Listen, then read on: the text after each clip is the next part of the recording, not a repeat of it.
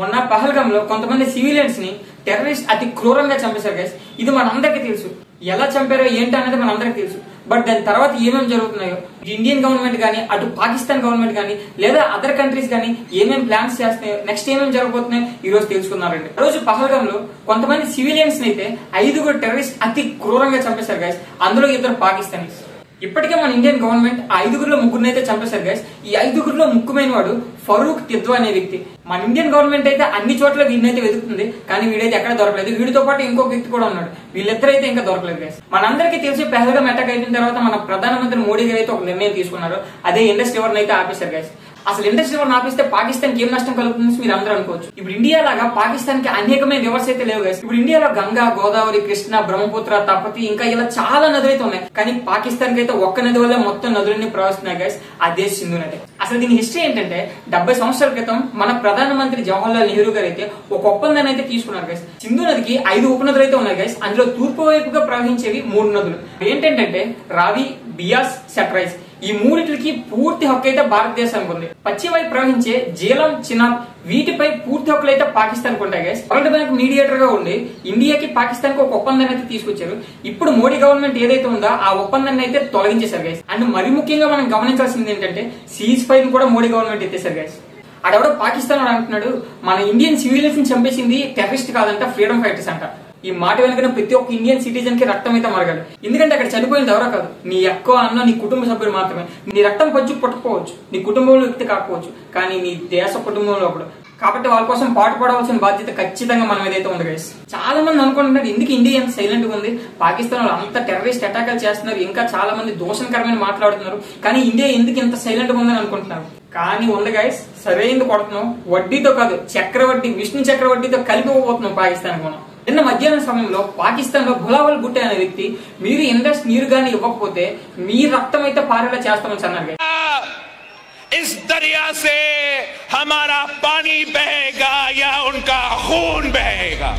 ఇంకా అసి మునీర్, ఈ యుద్ధం అంతటికి మెయిన్ కారణం ఎవడన్నాడంటే ఆ అసి మునీర్ గారు. వాడు ఏమన్నాడంటే మీరు గానీ ఇండస్ ఇవ్వకపోతే మోడీ రక్తం అయితే ఆ నీటి బదులు పారేస్తామంటున్నాడు. ఇన్ని విని మన ఇండియన్ గవర్నమెంట్ చేతులు ముడుచుకుని కూర్చోండి అనుకుంటున్నారా? ప్రతి ఒక్కరిది లెక్కలు తెలుస్తాం. ఆల్రెడీ మన ఇండియన్ గవర్నమెంట్ అయితే యుద్ధానికి సన్నద్ధం అయిపోయింది. ఆల్రెడీ ఇస్రాయల్ నుంచి, యుఎస్ఏ నుంచి అయితే కొన్ని జెట్స్ అయితే రావడం జరిగింది. ఇది తెలిసిన పాకిస్తాన్ ప్రధానమంత్రి షెహబాజ్ షరీఫ్ నిన్న సాయంకాలం సమయంలో యుద్ధం ఏమీ కాదు, ఫస్ట్ న్యూట్రల్ ఇన్వెస్టిగేషన్ చేద్దామని అంటూ ఉన్నాడు. Pakistan is open to participate in any neutral, transparent and credible investigation. దీన్ని బట్టి మనం తెలుసుకోవాల్సింది ఏంటంటే పాకిస్తాన్ ఎంత భయపడుతుందో మీరే ఖచ్చితంగా గమనించండి. 30 సంవత్సరాల క్రితం బిల్ క్లింటన్ యుఎస్ఏ ప్రెసిడెంట్ గా ఉండేటప్పుడు పాకిస్తాన్ కి సమ్ ఫండ్ అయితే జనరేట్ చేయడం జరిగింది, సమ్ ఇన్వెస్ట్మెంట్ అయితే చేశాడు.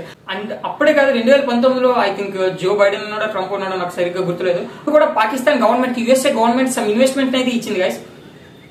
ఈ ఇన్వెస్ట్మెంట్ తో పాకిస్తాన్ ఏదైనా అభివృద్ధి చెందిందా, దాని జీడిపి గ్రోత్ పెంచుకుందంటే ఏం చేయలేదు. ఇన్వెస్ట్మెంట్ తో పాకిస్తాన్ ఇంకా టెర్రరిస్టులు పెంచింది, టెర్రరిజం అభివృద్ధి చేయించింది. అండ్ ఆ టైంలో యుఎస్ఏ గవర్నమెంట్ పాకిస్తాన్ కి సమ్ వార్ ఫ్లైట్స్ కూడా ఇచ్చింది గైస్. ఇప్పుడే కాదు పాకిస్తాన్ కి ఇండియాకి మధ్య యుద్ధం జరగడానికి చాలా అవకాశాలు అయితే వచ్చాయి. కానీ ఆ టైంలో యుఎస్ఏ గవర్నమెంట్ గానీ, రష్యా గవర్నమెంట్ గానీ, చైనా గవర్నమెంట్ గానీ, ఇజ్రాయెల్ గవర్నమెంట్ గానీ ఇరుపక్షాల వైపు అంటే పాకిస్తాన్ వైపు కొందరు, ఇండియా వైపు కొందరు ఉండేవారు అనమాట.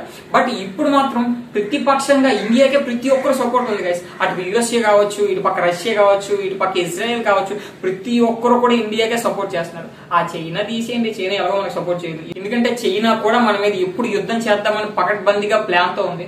సో నాకు తెలిసినంత వరకు ఒకవేళ యుద్ధం జరిగితే చైనా పాకిస్తాన్ ఒకటి అయిపోతాయి, యుఎస్ఏ, ఇజ్రాయెల్, రష్యా, ఇండియా ఒకటి అయిపోతాయి గైస్. చాలా మంది బయట అంటూ ఉంటారు అనమాట, పాకిస్తాన్ ఏముంది బ్రో, ఆంధ్రప్రదేశ్ తెలంగాణ కలిపితే అంత ఉంటది, దాని మీద మనకి ఎందుకు అంత భయం, పిచ్చికి మీద బ్రహ్మాస్త్రం ఎందుకు అని అంటూ ఉంటున్నారు. బట్ పాకిస్తాన్ ని తక్కువ అంచనా వేయడానికి అస్సలు వీల్లేదు గైస్. పాకిస్తాన్ దగ్గర కూడా చాలా మిసైల్స్ ఉన్నాయి, చాలా వార్ ఫ్లైట్స్ ఉన్నాయి, చాలా రాకెట్స్ ఉన్నాయి, మంచి మంచి ఆయుధాలు అయితే వాళ్ళ దగ్గర కూడా ఉన్నాయి. అండ్ బెస్ట్ సోల్జర్స్ కూడా వాళ్ళ దగ్గర ఉన్నారు గైస్. వాళ్ళని అస్సలు తక్కువ అంచనా వేయడానికి లేదు. అండ్ 2019లో యుఎస్ఏ ఇచ్చిన వార్ ఫ్లైట్స్ కానీ, మిసైల్స్ కానీ ఇప్పటికీ వాళ్ళ దగ్గర అయితే ఉన్నాయి. బట్ యుద్ధం జరిగితే మాత్రం చాలా గట్టిగా అయితే జరుగుతుంది గైస్. ఇప్పటికే వచ్చిన సమాచారం ఏంటంటే ఇస్రాయల్ నుంచి ఒక ఫ్లైట్ వచ్చి ఇండియాలో సమ్ బాంబ్స్ ఇచ్చి మళ్ళీ వెంటనే రిటర్న్ అయిపోయిందంట. అండ్ యుఎస్ఏ నుంచి కూడా సమ్ జెట్స్ అండ్ ఫ్లైట్స్ అయితే రావడం జరుగుతుందనేసి చిన్న టాక్ అయితే బయట నడుస్తుంది గైస్. ఒకవేళ యుద్ధం కానీ జరిగితే ఇండియన్ జీడీపీ గ్రోత్ చాలా దెబ్బతినే అవకాశం ఉంది గైస్.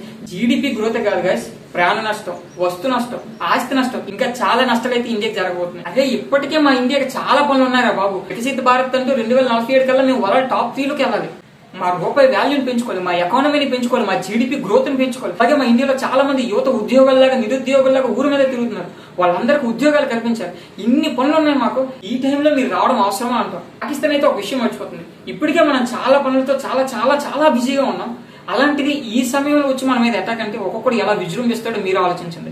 కొన్ని రోజులుగా ఆకలితో ఉన్న సింహం దగ్గరికి వెళ్ళి జూలతో ఫోటో తీసుకుంటుంటే ఆ సింహం ఊరుకుంటుందా? పాకిస్తాన్ కూడా అదే చేస్తుంది. ఆకలితో ఉన్న ఇండియా మీదకైతే కయ్యను కాలుతుంది. యుద్ధం గానీ మొదలైంది ఆ పాకిస్తాన్ కి ఇదే అంతం. మళ్ళీ పాకిస్తాన్ తేరుకోవడానికి కనీసం 50 సంవత్సరాలైనా పట్టొచ్చు. సో ఇది గైస్ ఇవాళ వీడియో. ఇలాంటి మరిన్ని వీడియోస్ కోసం ప్లీజ్ సబ్స్క్రైబ్ వీడిబి talks. This is Durga Prasad and signing of.